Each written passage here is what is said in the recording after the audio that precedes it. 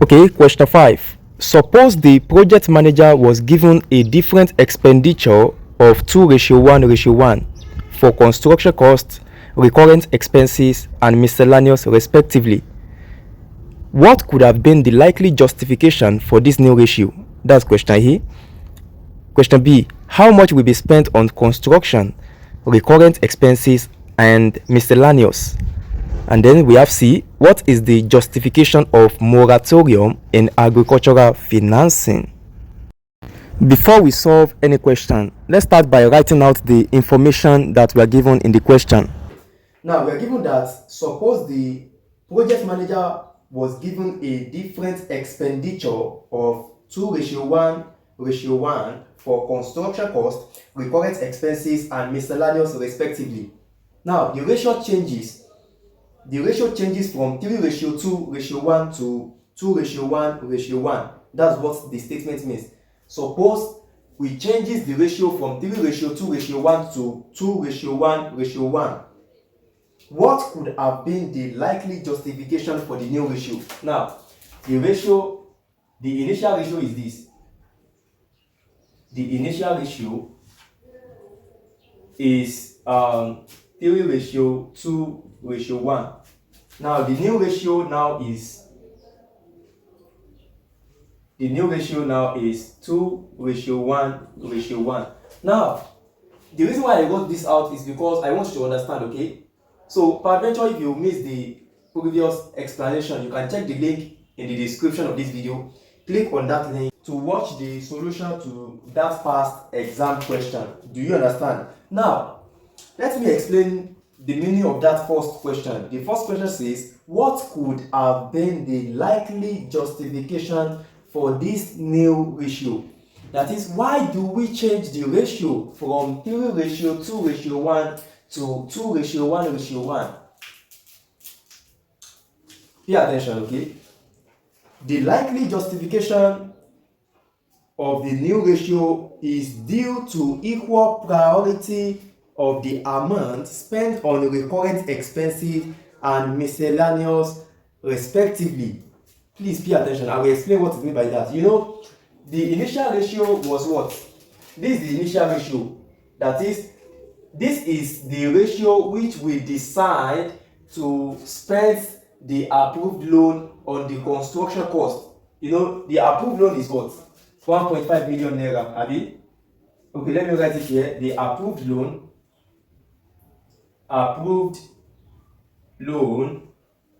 is what?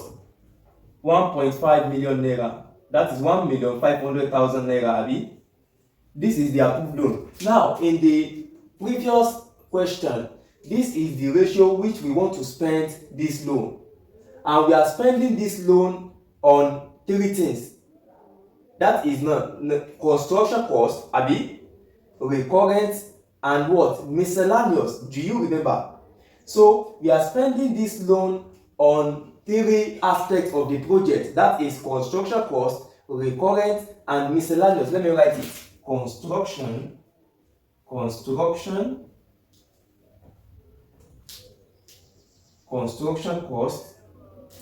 recurrent, and miscellaneous.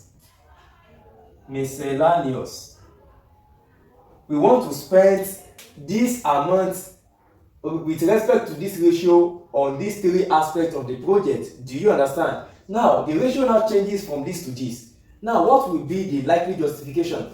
The likely justification is because we prioritize both the recurrent and the miscellaneous. We want to accrue the same amount. We want the same amount to be spent on both the recurrent and miscellaneous. You understand? You know, in the initial, previously we are spending the money according to this ratio. This is for construction, you know. This is for recurrent, and this is for miscellaneous. This is for miscellaneous. Now we now change this to we change the ratio to 2:1:1.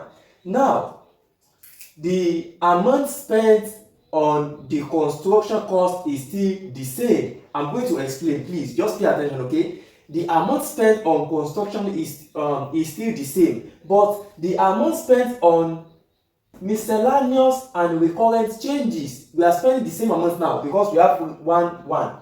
Do you understand? Now that is the justification. Now you are going to put your answer like this. Please, this is how you are going to put your answer, okay? The likely justification for the new ratio is due to equal priority of the amount spent on recurrent and miscellaneous respectively. This indicates that we prioritize the recurrent and the miscellaneous aspect of this project, and we are going to spend the same amount on it. Do you understand? So that is the likely justification to the changes in the ratio. Okay, now the second question now says, how much will be spent on construction, recurrent expenses and miscellaneous respectively? How much are we going to spend on construction costs? How much are we going to spend on recurrent expenses? How much are we going to spend on miscellaneous? This is simple. If you watch the previous class, if you watch the solution to the question number 4, you should be able to solve this. Okay, so I want to do something now. Pause this video, attempt the question, then when you are done, play the video to check maybe you actually get the correct answer. Okay, now let's go. Let's start with construction cost. Amount that we are going to spend on construction now will be, the first thing is that we are going to solve the ratio. Now we are no longer using this ratio again. We are using this ratio now. Okay, this is the ratio that we are using now. We are no longer using this ratio. The reason why I wrote out this ratio is because I want you to understand. Okay, so this is the ratio that you're going to be using now. To get the construction cost, don't forget the formula. I gave you a formula here. Ratio all over sum of ratio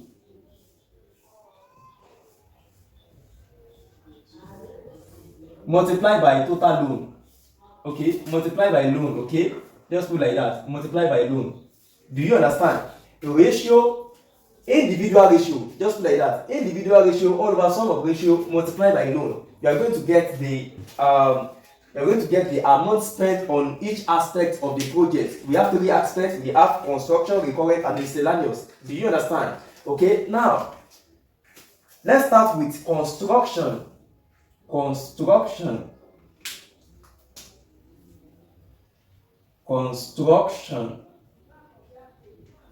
Now the ratio here will be 2. That will be 2 all over the sum of ratio. I'm very sure you know how. Let me quickly sum it here. Sum of ratio. Sum is equals to 2 plus 1 plus 1, which is what? 4.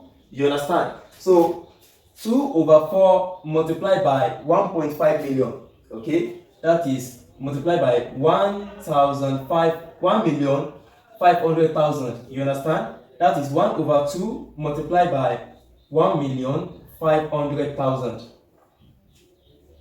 This will give us 750,000 naira. So the amount spent on construction now is 750,000 naira. Now let us determine the amount spent on recurrent expenses. Okay, now recurrent. Okay,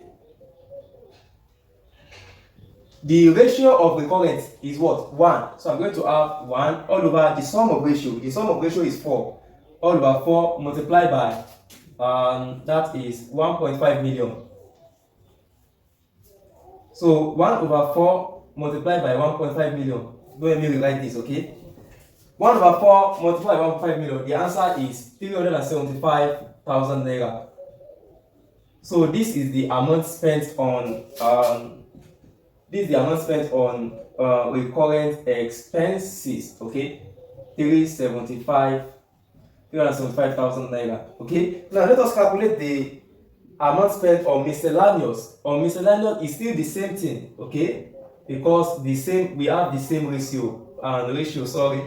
So we are going to have 1 over 4 multiplied by 1.5 million.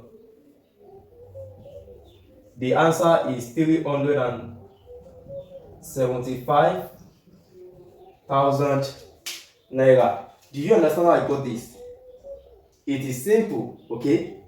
I've already told you that the likely justification for the new ratio is to we take both the amount spent on miscellaneous and recurrent, we prioritize it at the same level. That is, because they have the same they have the same ratio. That means the amount accrues to them is going to be the same. You can see that it is the same. You can see it is the same. We have this is also 375,000 naira. As I've already calculated it here, you understand? So the amount spent on both the recurrent and miscellaneous is the same, and the amount spent on construction is still the same with the initial ratio, which is this. Do you understand? It is simple, okay? So that is the likely justification. We prioritize both the recurrent and miscellaneous at equal level. You understand? This is to reduce risk, okay? We reduce the risk. Are you paying attention? So that's it. That's the second. That's question number. That's question number B. Now question number C. What is the justification for moratorium in agricultural financing? Don't forget, while we are solving question 4, while we are solving question number 4, I defined what is meant by moratorium. Moratorium refers to the temporary suspension or delay in the loan payment. In this time, the lender, the borrower, is not expected to pay any credit. You understand? So that is what is meant by moratorium. Now the question now says, what is the justification for moratorium in agricultural financing? Why do we include moratorium? What is the necessity of moratorium in agricultural financing? And that's simple. You know, take for instance, if you are a farmer and you borrowed money, you know, and you borrowed money to cultivate, let's say you want to cultivate 5 hectares of tomato. You borrowed it, let's say you borrow 500,000, let me put like that. Okay, I just decide this as an example. So you borrowed the money. In the first year, you might not be able to, recover all the money. The crop, there might be some deviation. Your expectation might be cut short or due to some weather condition. You understand what I'm saying? So during this period, the first year, you are not expected to pay you are not expected to pay money, though you can still pay if you have, but you are not expected to pay. Nobody will take you, or you are not going to be penalized for not paying at that particular amount of time and at that particular moment. Are you paying attention? So that moment, you can still use it to cover up. Are you paying attention? So moratorium allows the farmer to delay payments until after harvest or when they have generate income. You understand? That's one of the important.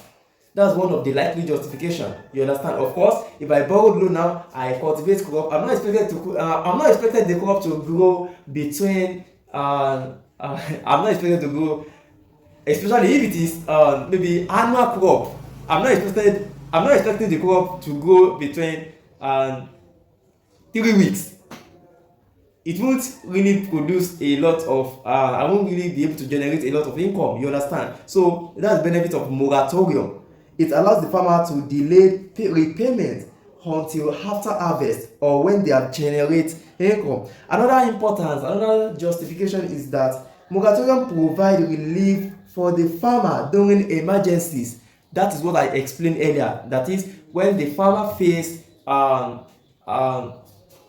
unpredictable event, emergency, risk, maybe drought, flood, pest, and all. This has a negative impact on what he used the money to do. Maybe he used the money to cultivate. Flood, drought, no rain. You understand what I'm saying? So that is the justification for moratorium in agricultural financing. Do you understand? Okay, now to watch the solution to the 6th question in the past exam question, you can check the link in the description of this video. Click on that link. You are going to see to watch the solution to that